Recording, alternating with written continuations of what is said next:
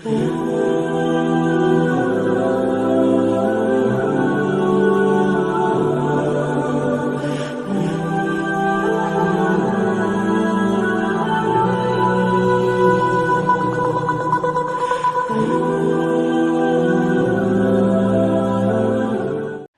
باللہ من الشیطان الرجیم، بسم اللہ الرحمن الرحیم۔ لا الہ الا اللہ وحدہ لا شریک لہ، اللہ اکبر کبیرہ،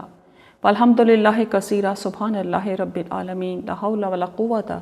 الا باللہ العزیز الحکیم۔ رب ادخلنی مدخل صدق واخرجنی مخرج صدق واجعل لی من لدنک سلطانا نصیرا۔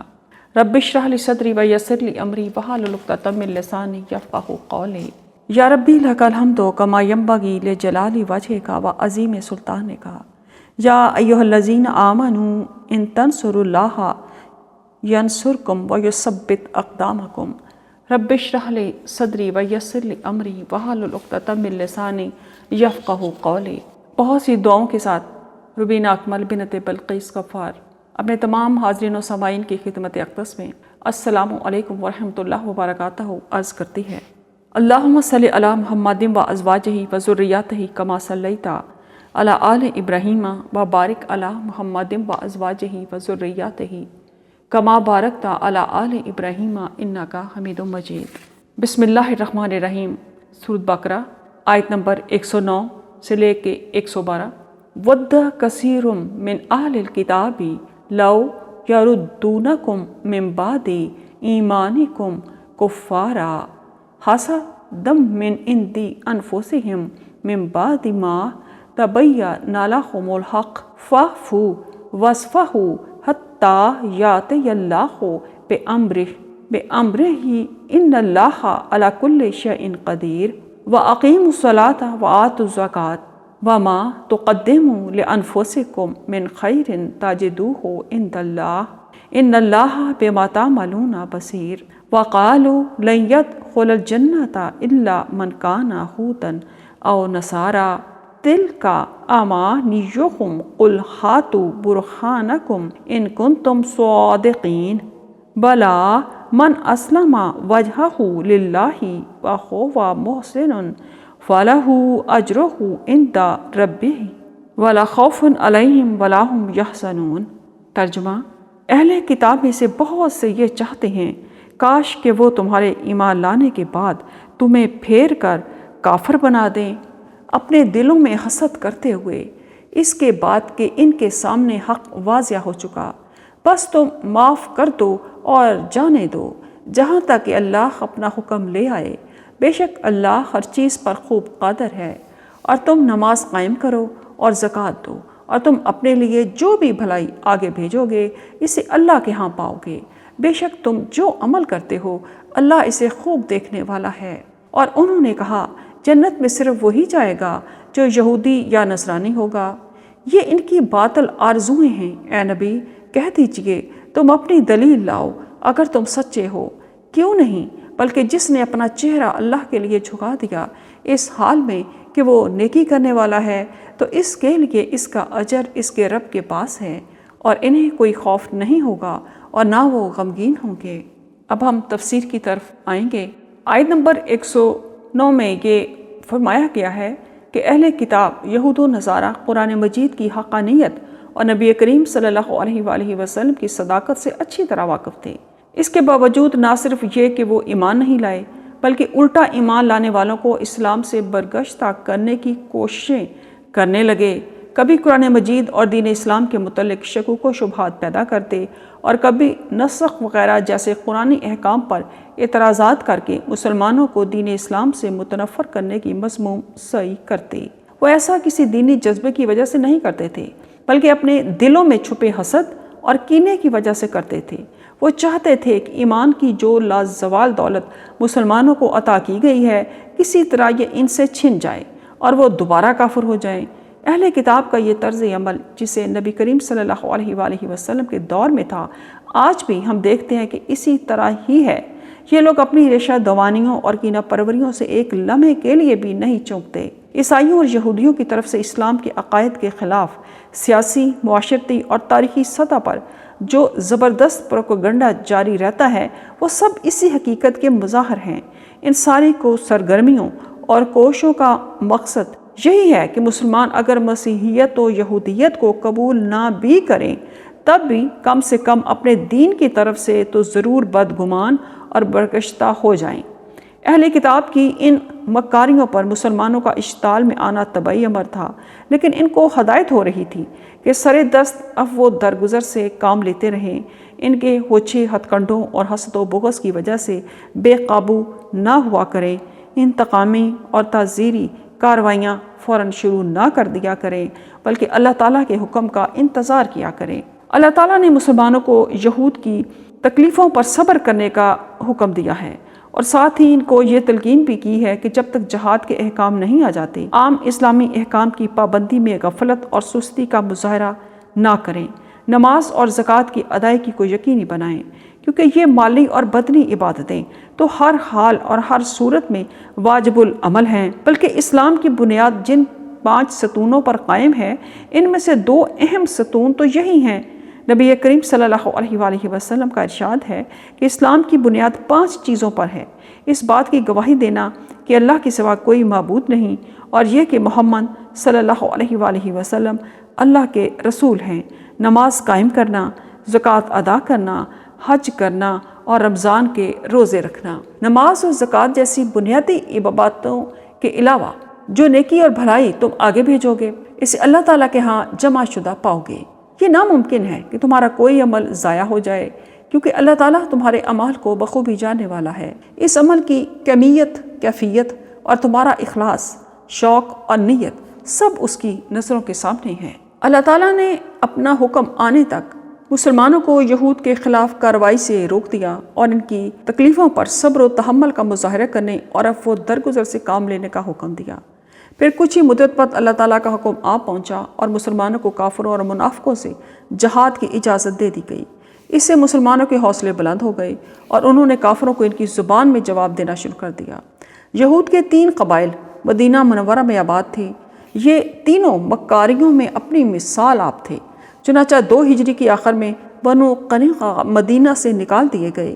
4 ہجری میں بنو نذیر کو بھی مدینہ طیبہ سے جلا وطن کر دیا گیا، اور جنگ خندق 5 ہجری میں غداری کے نتیجے میں تیسرے یہودی قبیلے بنو قریظہ کے جنگجو قتل کر دیے گئے، عورتوں اور بچوں کو غلام بنا لیا گیا اور ان کی جائیدادیں تقسیم کر دی گئیں۔ یوں مدینہ منورہ یہود کے ناپاک وجود سے پاک صاف ہو گیا اور یہود کو اپنی شرارتوں کی پوری سزا مل گئی۔ آیت نمبر 111 میں فرمایا گیا ہے، اور یہ کہ یہودی اور عیسائی کہتے ہیں کہ جنت میں سوائے یہودیوں یا عیسائیوں کے کوئی بھی ہرگز داخل نہیں ہوگا، یہ محض ان کی آرزوئیں ہیں۔ آپ ان سے کہیے کہ اگر تم اپنے اس دعوے میں سچے ہو تو اپنی کوئی دلیل لے کر آؤ۔ کیوں نہیں؟ قاعدہ یہ ہے کہ جو شخص بھی اپنا رخ اللہ کے آگے جھکا دے اور وہ نیک عمل کرنے والا ہو، اسے اپنا اجر اپنے پروردگار کے پاس ملے گا، اور ایسے لوگوں کو نہ کوئی خوف ہوگا اور نہ وہ غمگین ہوں گے۔ یہود و نصارہ یوں کہتے ہیں کہ بہشت میں ہرگز کوئی نہ جانے پائے گا سوائے ان لوگوں کے جو یہودی ہیں، یہ تو یہود کا قول ہے، یا ان لوگوں کے جو نصرانی ہوں، یہ نصارہ کا قول ہے۔ حق تعالیٰ ان کی تردید فرماتے ہوئے ارشاد فرماتے ہیں کہ یہ خالی دل بہلانے کی باتیں ہیں اور حقیقت کچھ بھی نہیں۔ آپ ان سے یہ تو کہیے کہ اچھا اپنی دلیل لاؤ اگر تم اس دعوے میں سچے ہو۔ سو وہ تو کیا دلیل لاویں گے، کیونکہ کوئی دلیل ہے ہی نہیں۔ اب ہم اس کے خلاف پہلے تو یہ دعویٰ کرتے ہیں کہ ضرور دوسرے لوگ بھی جنت میں جائیں گے، پھر اس پر دلیل لاتے ہیں کہ ہمارا قانون جو اتفاق سماوی ملتوں کے ماننے والوں کے پایا ثبوت کو پہنچ چکا ہے، یہ ہے کہ جو کوئی شخص بھی اپنا رخ اللہ تعالیٰ کی طرف جھکا دے، یعنی اعمال و عقائد میں فرما برداری اختیار کرے اور اس کے ساتھ وہ مخلص بھی ہو کہ فرما برداری دلی طور پر اختیار کی ہو، محض مصلحت سے ظاہر داری نہ ہو، تو ایسے شخص کو اس کی فرما برداری کا عوض ملتا ہے پروردگار کے پاس پہنچ کر، اور ایسے لوگوں پر قیامت میں نہ کوئی اندیشہ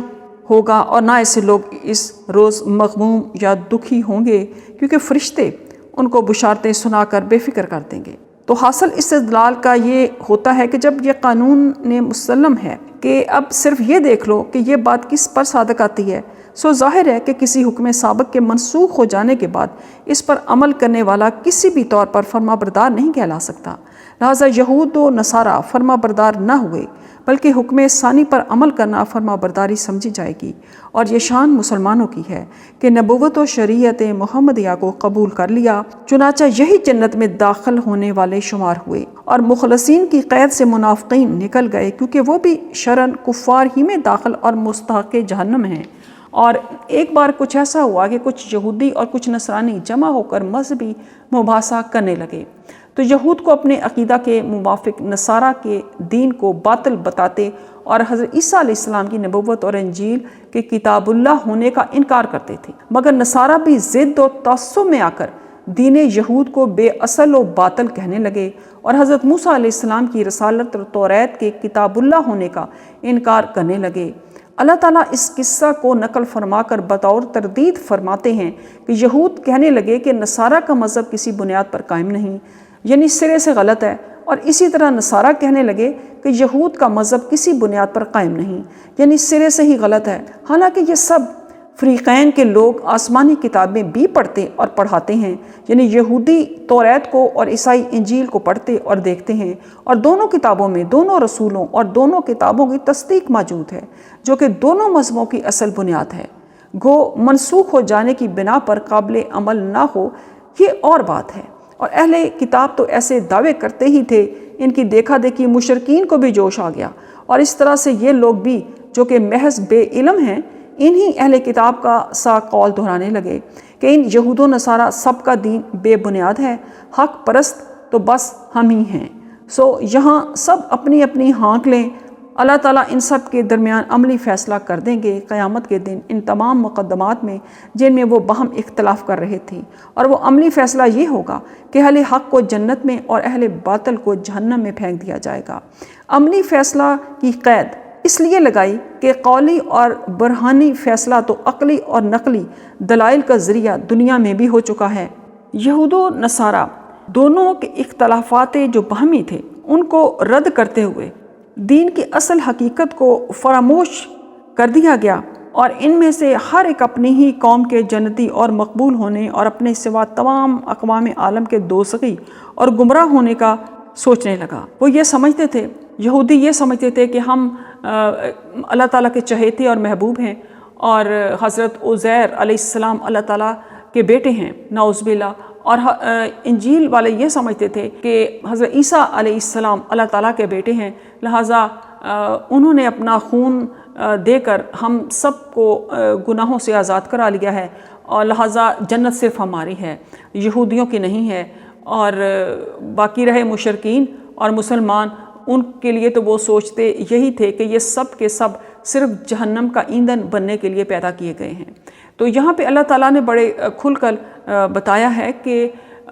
جو منسوخ ہو جاتی ہیں چیزیں اور اس کے بعد نئی چیزیں آتی ہیں، اور نئی چیزوں کو آپ قبول نہیں کرتے اور پچھلی چیزوں پر ہی ضد کر لیتے ہیں، تو پھر آپ یہ کیسے دعویٰ کر سکتے ہیں کہ آپ مکمل اللہ تعالیٰ کے فرما بردار ہیں؟ کیونکہ آپ تو صرف اپنے ہی دین تک رہنا چاہتے ہیں اور اپنی کتاب کو بھی نہیں پڑھتے، کیونکہ ان کی کتابوں میں بھی حضرت محمد صلی اللہ علیہ وآلہ وسلم کا حلیہ مبارک تک درج ہے۔ حق تعالیٰ نے ان دونوں قوموں کی جہالت و گمراہی کے متعلق فرمایا ہے کہ یہ دونوں قومیں جنت میں جانے کے اصل سبب سے ہی غافل ہیں، محض مذہب کے نام کی قومیت کے پیچھے پڑے ہوئے ہیں۔ حقیقت یہ ہے کہ مذہب یہود ہو یا نصارہ یا اسلام، ان سب کی اصل روح دو چیزیں ہیں۔ ایک یہ کہ بندہ دل و جان سے اپنے آپ کو خدا کے سپرد کر دے، اس کی اطاعت و فرما برداری کو اپنا عقیدہ و مذہب سمجھے، چاہے یہ کسی مذہب میں حاصل ہو۔ حقیقت دین و مذہب کو فراموش کر کے یا پس پشت ڈال کر یہودی یا نصارہ قومیت کو اپنا مقصد بنا لینا دین و مذہب سے ناواقفیت اور گمراہی ہے۔ دوسری بات یہ ہے کہ جنت میں جانے کے لیے صرف یہ بھی کافی نہیں کہ کوئی آدمی اپنے دل سے خدا کی فرما برداری کا ارادہ تو درست کر لے، مگر اطاعت و فرما برداری اور عبادت کے طریقے اور زندگی گزارنے کے اصول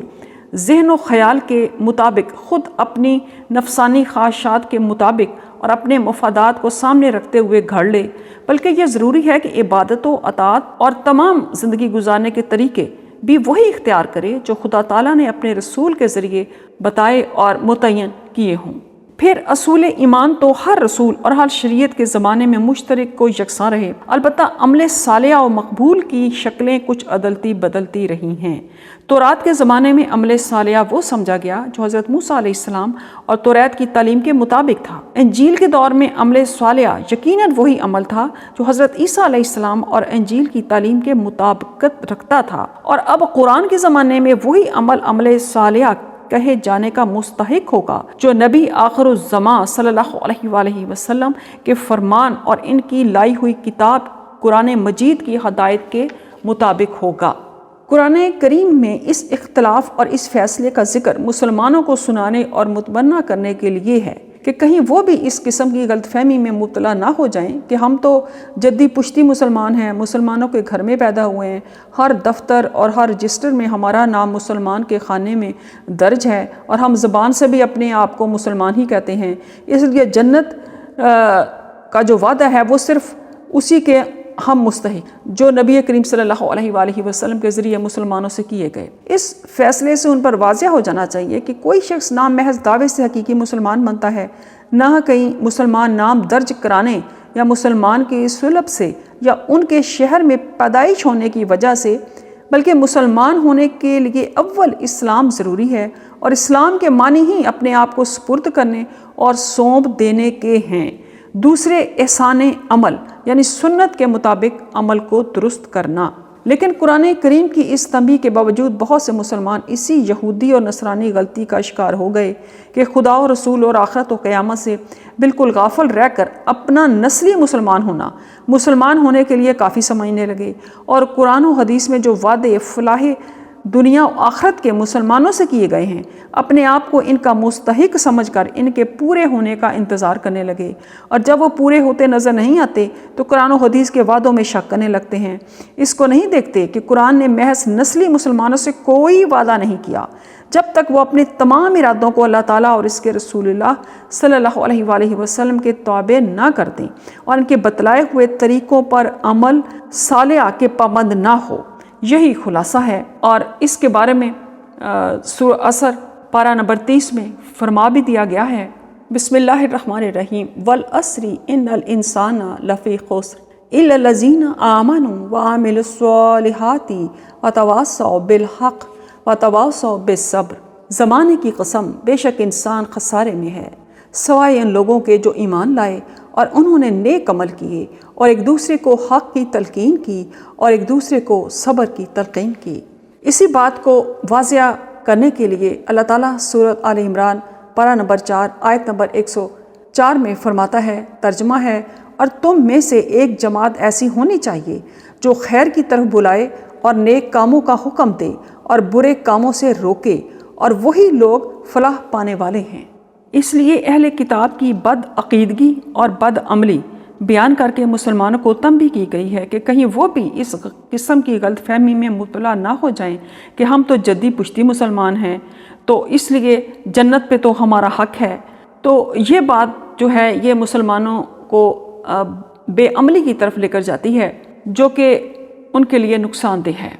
اسی بات کا اظہار اس آیت میں بھی کیا گیا ہے، بلا من اسلم وجہہ للہ وہو محسن فلہ اجرہ عند ربہ ولا خوف علیہم ولا ہم یحزنون۔ آج کل پوری دنیا کے مسلمان طرح طرح کے مصائب و آفات کا شکار ہیں۔ اس کو دیکھ کر بہت سے ناواقف لوگوں کا یہ خیال پیدا ہوتا ہے کہ شاید ان تمام آفات و مصائب کا سبب ہمارا اسلام ہی ہے، لیکن اس آیت اور اس تحریر سے واضح ہوتا ہے کہ اس کا اصلی سبب ہمارا اسلام نہیں ہے بلکہ ترک اسلام ہے، کہ ہم نے اسلام کا صرف نام باقی رکھا ہے، نہ اس کے عقائد ہمارے اندر ہیں، نہ اخلاق، نہ اعمال۔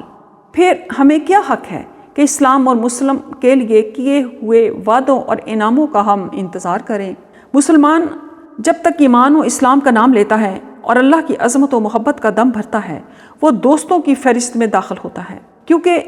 دوست اور دشمن کے ساتھ یکساں معاملہ نہیں ہوا کرتا۔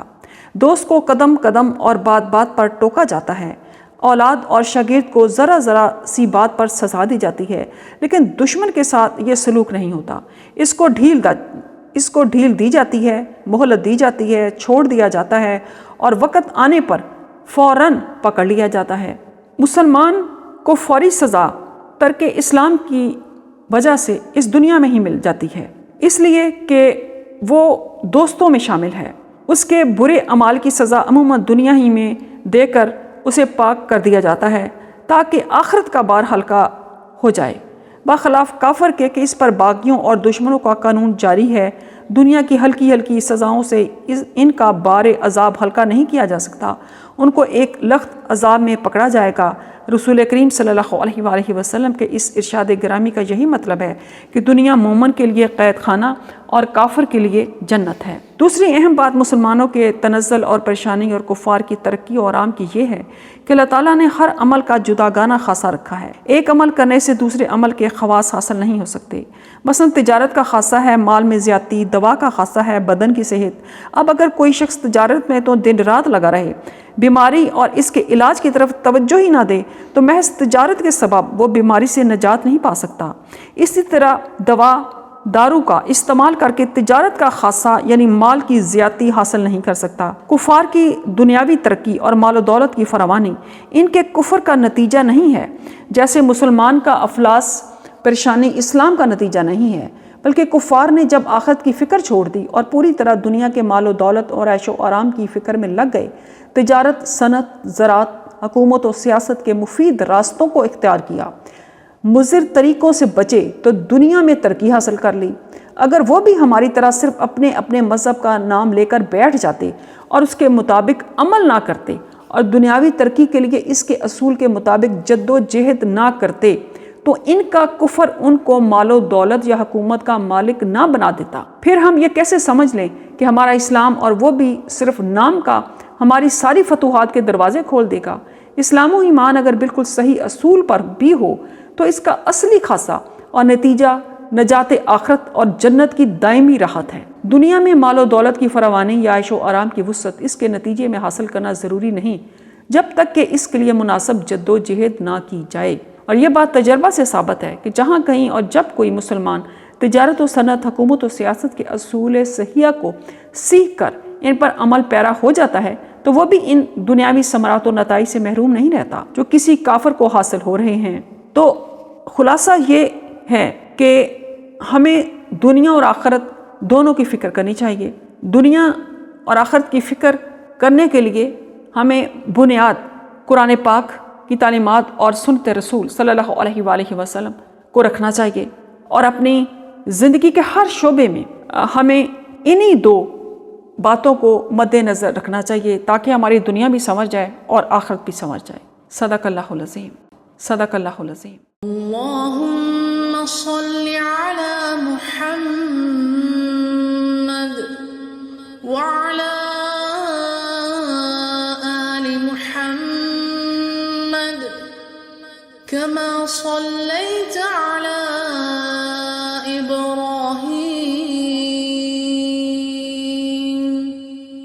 وعلى آل إبراهيم إنك حميد مجيد اللهم بارك على محمد وعلى